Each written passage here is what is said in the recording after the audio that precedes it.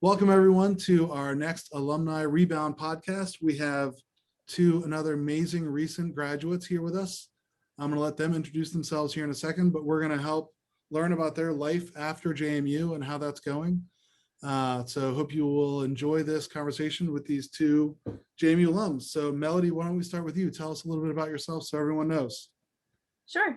So my name is Melody Hackett. I graduated from JMU in 2019 with, and this is a mouthful, a BA in philosophy, a BS in anthropology, and a minor in humanitarian affairs. I was a busy bee. And then for the last 2 years, I have been the engagement fellow with the Valley Scholars Program. And just as a quick follow-up on that, was that all in a 4-year life here? Yes. Okay, so it is possible. Yes, it is possible. I did one summer of about 6 credits. And that was, 4 years. You were able to get both a BA with all those requirements as well as a BS with all those requirements as well as a minor.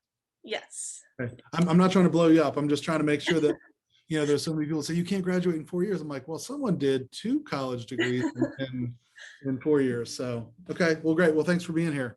Thank you. Haley? I kind of wish I had gone first so I could set the bar low.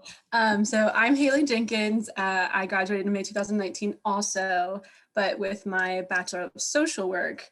And I did start a human resources minor, but I did one of those little flub ups and I didn't finish it. So I have some of the skills, but not all of them to count it.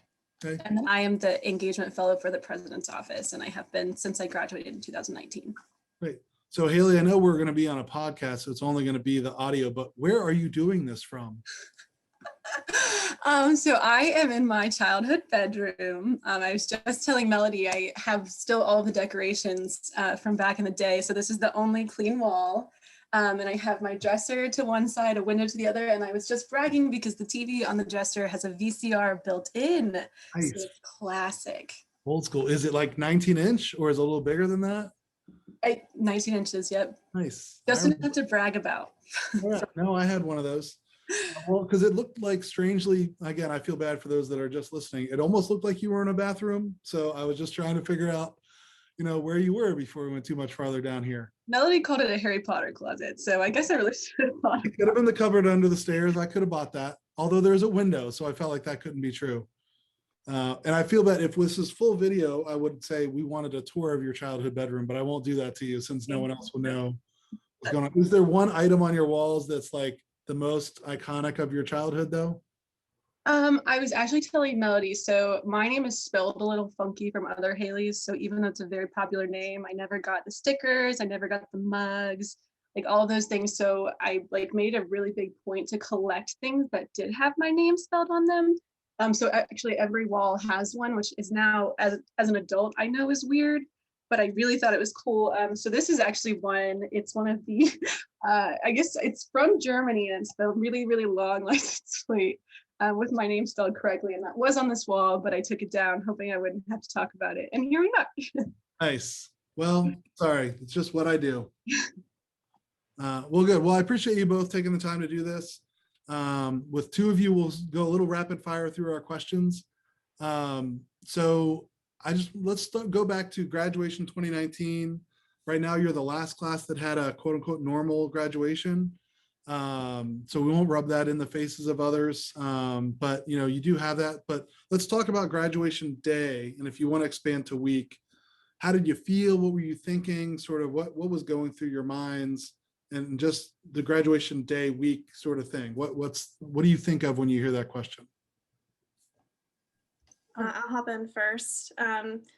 Graduation day was very strange. I am the first in my immediate family to graduate from college. So it was a pretty big deal for my family. But it was also very weird having my parents on campus. Like they had been there for some parent day things and sports things, but they'd never been there to watch me do a thing. So it was very awkward to show them around and have them meet my professors. And it was kind of like 2 worlds colliding, like my relaxed family life and my, very academic life. So I was very, very nervous to walk. I very deliberately wore very comfortable shoes, but I was still very nervous about tripping on the stage somewhere. And then I do remember coming off the stage and seeing like my parents like frantically waving, over to the side. And that's still a moment that really sticks out. So very, very humbling. It was really kind of the culmination of 4 years, and it still baffles me that some people skip graduation. I think that it was a really great moment for me, and it was really a signaling of an end, and it was really nice. Yeah. Okay. So I actually, surprise, am the opposite of Melody on this. I had very much been just in a position where I was just so excited to do what was next and to see what was after it, that I didn't necessarily get as excited about the graduation activities. So, commencement is actually a really big and beautiful event now that I know that I took it for granted, but I just remember being so sweaty and I just couldn't wait to get home. I had I think chips and salsa waiting for me. The actual graduation for the College of Health and Behavioral Sciences, I had, by absolute coincidence, been the first person to walk. The School of Social Work went first. I was the first in line. There wasn't an alphabetical order. And I remember once we finished all of that, I went to meet up with my family, and my grandparents were crying, and my parents were crying, and they were like, "You were first, you were first." And I think in that moment, it really hit me, as a first gen student, as I, like I said, I had no special honors or anything, but to kind of realize in that moment, I was not fully appreciating what was happening and what an accomplishment it was, but also all of the support that I had through all the 4 years kind of hit me in that moment. So that it's strange because it was at the end of all of it, but it was super emotional. Okay. So then I know what you both do, but not everyone does. So let's talk about when you graduated. Do you already have the job already? Did you not? Did you start right away? Was there a delay? Where do you live? How do you do, all that kind of stuff. So talk to us about sort of the job after college thing. Is that Haley first? Is that what that arrow, that pointing was for? Because for me, Haley's below you. So you were actually pointing at me. This is not my question. Go ahead, Haley, you're up first. So I think 2 days before graduation, I got the email from Dr. Mike Davis offering me the position of the engagement fellow, which is a huge, relief because I didn't know how that went or what to expect from it. But then that position didn't start until August. So I had the full summer prior to kind of have my last hurrah as a early 20s person. So I went to the beach, the Outer Banks, and I lived there for the second summer working in a pizza shop and going to the beach on my off days. And it was a really cool kind of period to this part of my life. So because you knew you had a job, you had that security, but you knew you had time until the job. So then did you work at the beach too? Or are you just I'm at the beach?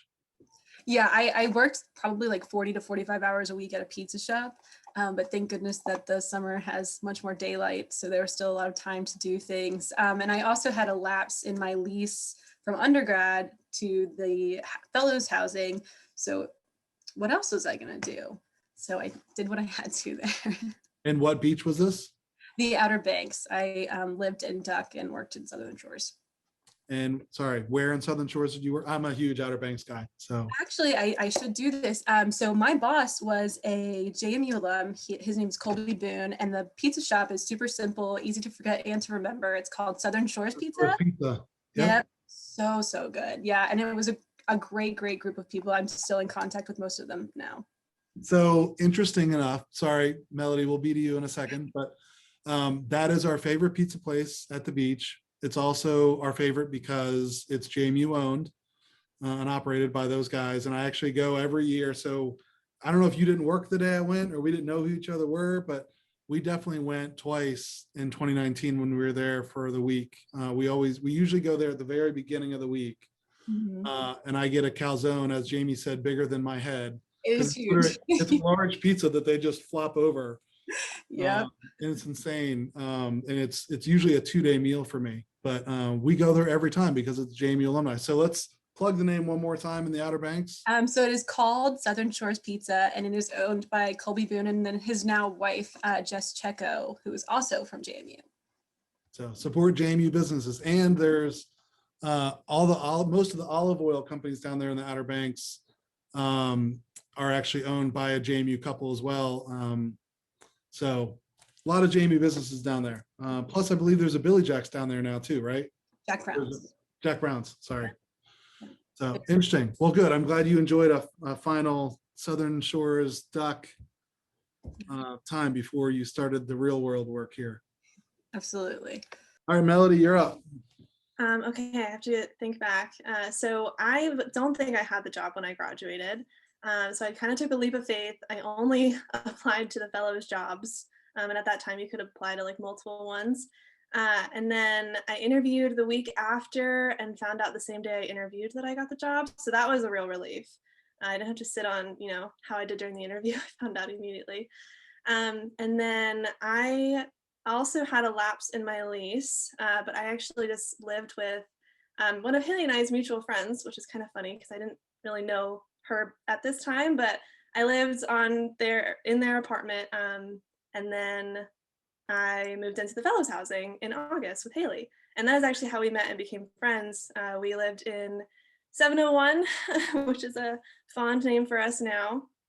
And we were downstairs in that house and right across the hall from each other. And then over the summer, I worked at Tropical Smoothie in Harrisonburg. So that was where I was at pretty much every day, saving money, trying to pay down student loans. And so I was kind of a typical broke recent grad for a couple months there. Nice. And I'm trying to remember, did we ever talk about how that's where I lived when I first moved here? Yes, I think that it was like almost a myth, like, oh, I think Dr. Miller lived here.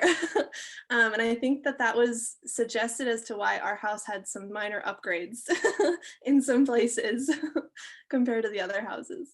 Well, I only lived there for 2 months, so I couldn't Oh. really do much. I think the only upgrades I told them was that the basement was pretty moldy and they should do something about it. So I'm glad you all survived. I was pretty concerned. When I got there, it was pretty damp smelling down there in the basement. So Yeah, I don't think we noticed mold necessarily. The back room had, like, where the washing machine was, had a lot of like spiders. So that was always a scary trip, but I don't think we noticed any mold. So that was good. Thanks for taking care of that. well, I'm disappointed they told you needed upgrades after my 2 months living in the house, but it's okay. It's all good. I didn't do much in there as I was never there. I was always at work.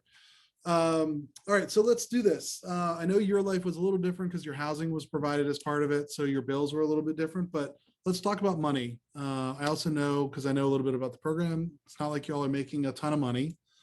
So let's talk about how you manage money. How did you make ends meet? How do you do bills, all that kind of stuff on your own? So how do you make that work? And Haley has the best smile about this, so I'm going to ask Haley to respond first. I just want to go first because Melody's going to outshine me. I just, like I said, setting the bar low. We make $14,000 a year in the program, but that's with no bills. So no utilities, the housing's provided. And that was the most money that I have ever had. Steadily, I worked jobs in college and then immediately went to rent. So to have this money just hanging out, I felt like I was on top of the world. And so I bought clothes and then I would pay to go hang out with my friends. And eventually that ended up catching up to me because you can't live life like that. So by the end of it, I had started to save up, but for the most part, I used it for a lot of social activities. I think I got a new car, stuff like that. So while Haley spent a lot of money, I saved everything I could. I very quickly found out that you could immediately have JMU split your paycheck into savings accounts. So I did that, and literally 50-50, I would save half of what every paycheck gave me. And then I had a boyfriend at the time living in Charlottesville, so I didn't really go out a whole lot here because I was often on my weekends going to Charlottesville, and then he would pay for things. So I was very lucky in that regard. And it was even in a lot of regards, but I will say that I was helped out a lot by that.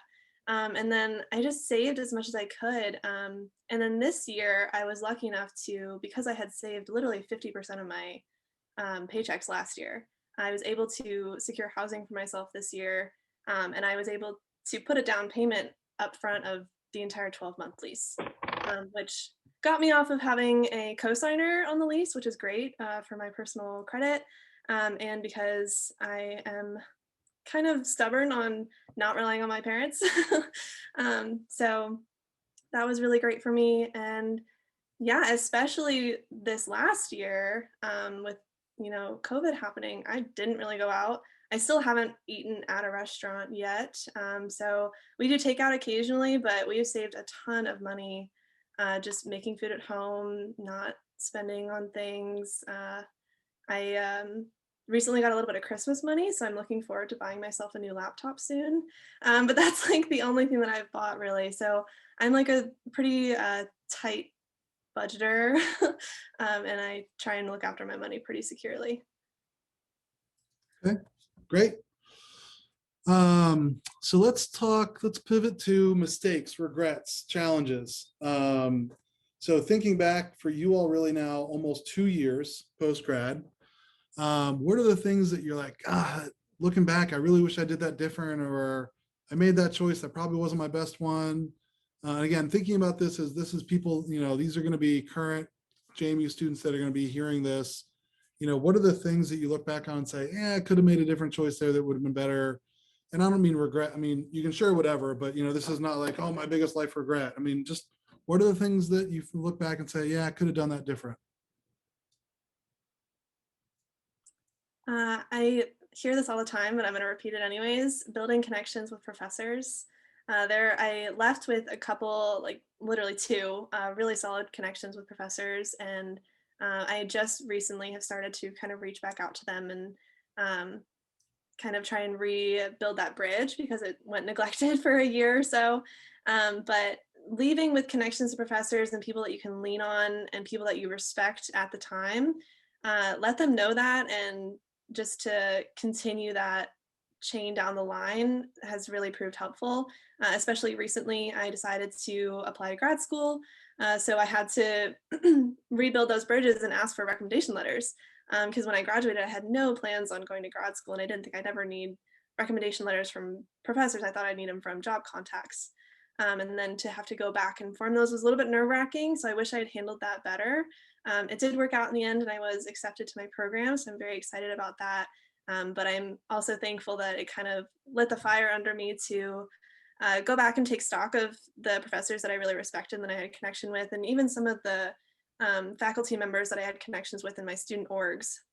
Kind of re-upping those connections has definitely proved really helpful in the last couple of weeks, literally. Yeah, no, that's great. And I think, I don't know if Jamie covered this when she talked to you all, but she always shares a lot about networks and all that. And, I've always thought from her guidance, it's always the best time to build your network is before you need it. And, so many people are like, oh my God, I'm going to go for this thing. Who can I talk to? I don't know. I haven't talked to anybody.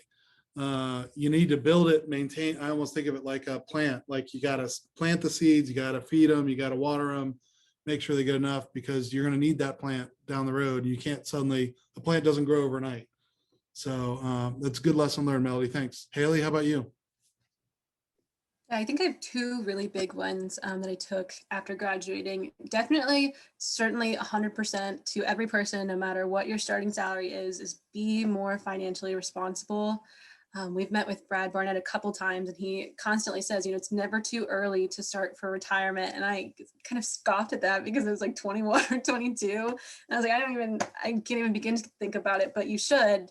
You really, really should, because the sooner you start, you might be able to retire early. And even not thinking about retirement, have an emergency fund, take care of yourself. The online shopping, I looked nice for one dinner or whatever. And then I was like, I really wish I had that $50 back. So I definitely learned that lesson the hard way. And then also, having been a part of event planning things for JMU, this university works so hard to provide so many things for students, just so many great opportunities, things that you can't get back or probably won't be able to do again.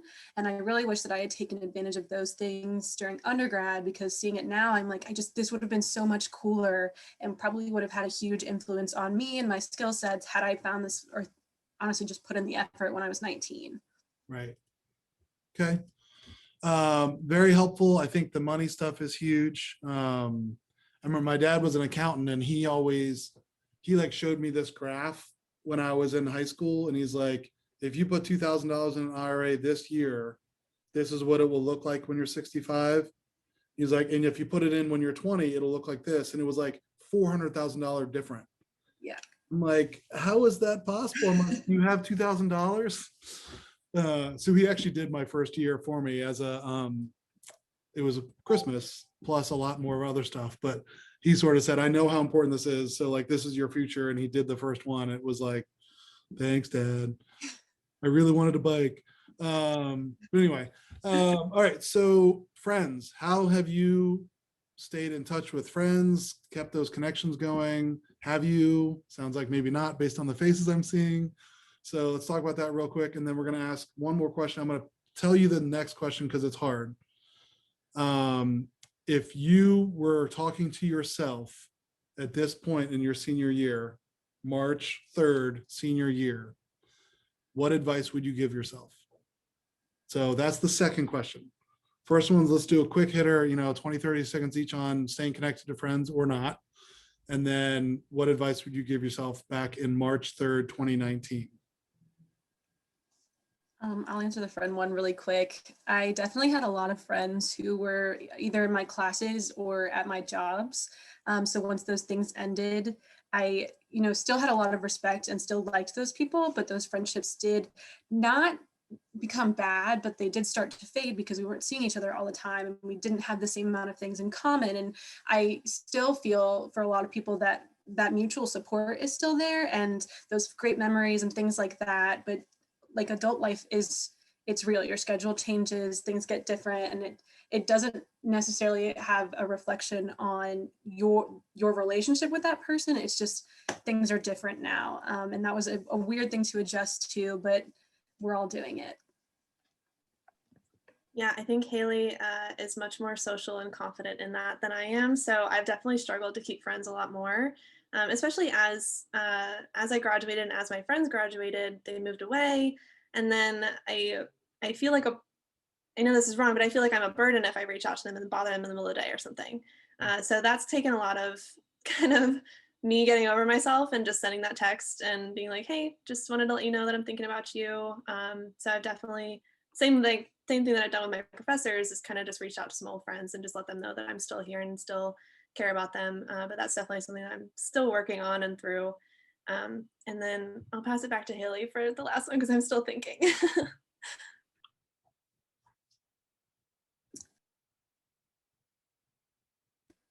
I think the biggest thing would be you're just getting started. So I really had a hard time with being present, being in the moment, because I was so ready to get through my field practicum and graduate, and then I was so ready to get through graduation to start my job. And then once I got into my job, I was so ready for the next thing. And I think that I didn't take full advantage of the things that were right in front of me. And so I really do regret and have been trying to work on just appreciating what's right there, because the future is going to come whether you count down the days or not. So that has been definitely something. Just take a deep breath. It's all going to happen eventually. Great. I think mine is similar in that I wish I had taken more advantage of resources on campus. Like I should have really had my resume read, and then I should have really gone to a few more of those workshops that are offered at SSC. And I really should have gone to a few more optional things, because when you're on campus as a student, you don't realize how much is built for and around you to support you. And even coming back to campus as an employee, I was like, oh, this is great. I can still do all the same things, but it's different and it feels different. And it's very subtle, but I noticed it as soon as I stepped on campus, was like, oh, this isn't for me anymore. Like I'm still here and I'm still part of this really awesome thing. And I love my job and I love what I do with Valley Scholars, but it's no longer built for me. Now I'm the one doing building for other people, which is still a great feeling, but it is a shift that I didn't know existed until I was in that position. And there are still things that I can take advantage of on campus, especially like the Career Center. You can still use that up to a year of graduating and things like that. But there are so many things that are just constantly available to you as a student that I wish I had taken advantage of more things. Sure. No, I love it. And I think that that's so true that we built actually all this for you. So if you don't use it, then you missed it. I mean, it was there for you for a reason. And I think that's alumni, that's, career, that's, faculty and staff that are here for you this whole time. And our reason for being here is you. And I think it's too bad when students miss that opportunity. So any final words, any other last words of wisdom or guidance you want to share with those about to join you in the real world? I mean, I would only say, like, be confident in yourself, be proud of what you've achieved, especially going through everything in a pandemic. Oh my goodness, that's such a feat. That will be written in the history books later on. You've done a lot, you've worked hard, and you made it. So own that and take that energy and move forward with it. Love it. I would say we're all in a period of rebuilding everything all over the place, and use this year to your advantage, because you will have the technology and the adaptability skills that a lot of even our generation grads do not have. So use that to your advantage and try to think of, as like hard as this year has been, try to think of it as something that will give you an edge on other applicants when you're applying to job, compared to people who had a more traditional schooling. Yeah, amazing. Well, thank you both for sharing your wisdom and life experience with us. I know you probably don't think that it's wisdom and life experience, but I just heard it and it is. So thanks for that. Also, thanks for your continued service to JMU as engagement fellows. I know you're coming to the end, but we appreciate what you've done to make JMU a better place. So I know, tear. I had to make sure people heard that since they couldn't see you do it. But again, thank you all so much for taking the time, and thanks for everything you've done for JMU, and I hope you have a good rest of the day. Yeah, thank you for having us, Tim. This was fun. Yeah, Yeah. thank you so much. No problem. Talk to you all soon. Bye. Bye. Take care.